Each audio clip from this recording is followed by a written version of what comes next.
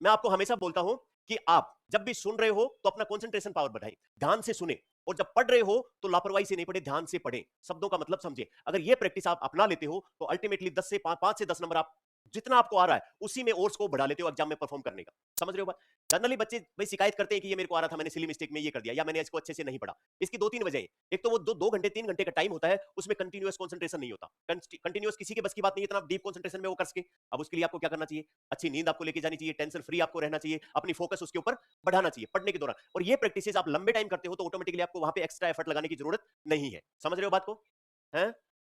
तनाव मुक्त कैसे रहें? तनाव को न लेके, भाई तनाव नहीं लेंगे तो तनाव मुक्त है, और ये हमारे ऊपर है, ये हमारे ऊपर है। देखिए समस्याएं सबके साथ हैं, जो आपकी एज है या कोई भी एज है, समस्याएं सबके साथ होती हैं। कोई भी आदमी इस दुनिया में बिना समस्या के नहीं है, सबके साथ समस्या है। अब ये हमारा एटीट्यूड है।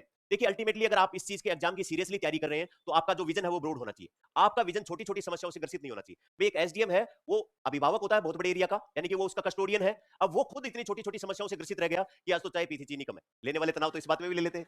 या मम्मी ने आज जो पराठा बनाया था उसमें घी ज्यादा है, हो सकता है कोलेस्ट्रॉल बढ़ जाए। ये कोई तनाव के कारण नहीं है। या फिर आप समझते ही हो कि किसी ने फोन नहीं उठाया, किसी ने फोन करके कुछ कह दिया, मैसेज दे दिया, ये कोई तनाव के कारण नहीं है।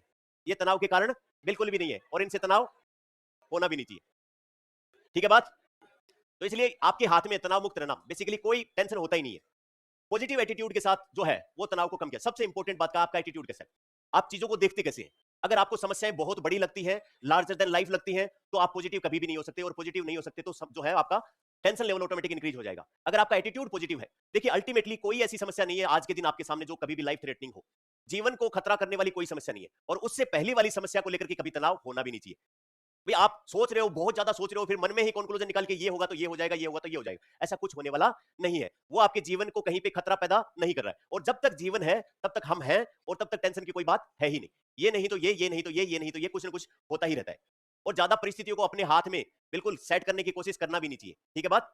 बस अब हम पढ़ेंगे हमारा जो जोहानसबर्ग वाला सम्मेलन है 2002 में हुआ था। इसमें दो चार बातें हैं, सिर्फ दो तीन फैक्ट याद रखने हैं। एक तो ये कहां पे हुआ था,